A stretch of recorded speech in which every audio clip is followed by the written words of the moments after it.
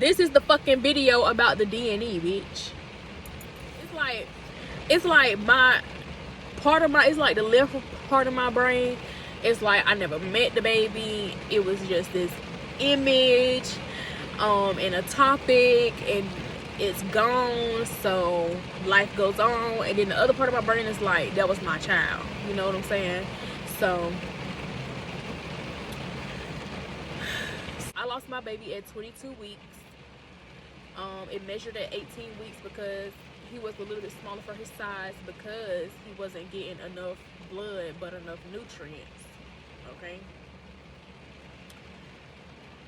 And then he had 10 toes. I'm gonna insert a picture. My skin is brighter. I am 2 shade tones lighter. My boobs are saggier. I mean, I was 22 weeks. I was starting to produce something. Like, my nipples were secreting something. You know what I'm saying? So, another 2 weeks and my baby probably could have been here today. So, that's why it's like, my skin went all types of directions. I don't know. I never really had, like, patchy skin, dark spots, none of that shit. Like, really had never had none of that shit. So I was like, it was like driving me crazy that I had these fucking dark spots on my face. I'm like, bitch, get this shit the fuck off of my face. Like, I went shopping for like facial cleansers. I finally found one that worked for me, and I can share my little routine or whatever. But besides my skin and stuff, what else? My body changed. Like, my body shape is not the same. Like, I look like a square from the front. I used to be more like a Coke bottle shape, but I've been in the gym and like basically like muscle building and weight training and stuff like that is gonna be what will gonna be training. My muscles got really weak. Like, I don't know if it had something to do with me like trying to help my baby survive or what, but and as far as my body, I just been getting back in the gym, getting my fitness back together. I was smoking heavy. Like, after my baby died, I was smoking like every day. Like, I needed a blunt every fucking day. Like, yeah, give me that. Because yeah, so I done fell back from smoking. I quit smoking. And my skin got clearer. That's one thing that I can say. When I quit smoking, my skin got clearer. I have had diarrhea, but it's not nothing that would be alarming to my doctor or nothing like that. It's normal. I've also had a pap since then, and my pap has came back normal. What was going on with the baby? So, the baby, I named him Saxton Tremaine Pugh, which was a cute name. And when I went to my doctor's visit, I had a few visits. They never gave me no pamphlet. They never told me nothing until one visit. I was just like, is anyone gonna ever give me like the pamphlet that, you know, lets me know like about being a mother, and like nursing? Like, I'm supposed to have a booklet or something. And then they finally gave it to me. And once they gave me that, they did an ultrasound. It was like, oh, we can't really see the insertion of. So I'm like, what? Like, that's kind of crazy, right? And the baby had an enlarged heart. It was so much going on. The baby had an enlarged heart, and then with the enlarged heart and the umbilical cord not being attached to the placenta. Did I say with them not being able to find the insertion where the umbilical cord was in the placenta? With them not being able to find that, they described it as the baby having strokes. So it's like the baby wasn't getting all of the blood supply, but it was getting all of the nutrient supply. So I don't know if that's normal or has something to do with me. I'm not sure. But I mean, I didn't find out till I was like 3 months. And I was drinking and stuff like that. Like, I was drinking, smoking. But when I found out, like, I just quit doing whatever I was doing, you know? But I feel like a lot of people find out that they're pregnant at 3 months and their baby be healthy, you know? So I don't know what or how my baby ended up having strokes and an enlarged heart. But yeah. So like with all of that going on, I had a group of whatchamacallits, and those whatchamacallits were some shitty ass friends, so-called friends, who had no idea of the baby's health or my health at the moment, and were assholes and harassed me for the entire 4 weeks that I knew I was pregnant. They fucking harassed me until I was at my wit's end, and if I could go back and kill that shit on purpose, I would have. You know what I'm saying? Because I don't, like, I hope they don't ever feel the need to rekindle anything, apologize, none of that shit. We can just move on, and you can act like I don't exist, and I'm gonna make sure I forget that you exist, because that's the thing I like to do. And so, moving on past making them non-existent, yeah, it was kind of hurtful, because one of the whatchamacallits, like, she was like, you know, we in the same service industry, you know, she do her thing, I do my thing. Anytime, you know, when somebody want their nails done, they looking to get their eyebrows done next, right? So anytime anybody ever asked me about some eyebrows, I was like, oh yeah, my girl, my home girl, yeah, she do eyebrows, like, yeah, you can go to her. I would show them their Instagram, I would say her name, like, all of that. Like, I supported her, I would refer her. Like, my clients was looking for somebody that did eyebrows, and I referred them to her.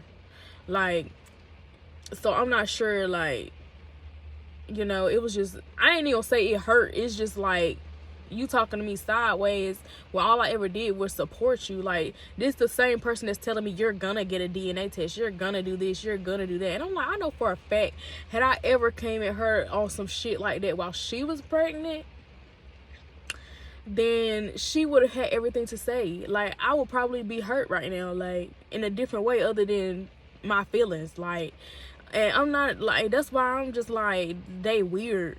Because, like, these people were so involved with my pregnancy, and, like, had so much to say. And 2 of the whatchamacallits was invited to my gender reveal, never showed up, never came to my gender reveal. So I'm like, well, damn, like, y'all call yourself my friend, invite me to your house every day, but I invite you to my grandmother's crib, like, my grandmother's crib. I invited you here, and then have a whole gender reveal, and you call myself your friend, like, and you don't even show up. And then proceeds to let these people know a few weeks later that, you know, my baby passed away, I chose to do this, and that, the hospital, you know, da. These people are non-existent. Like, I haven't been checked on once. Fuck what Rod Wave was talking about. If them people ain't checking on you, don't check on them, because fuck them people.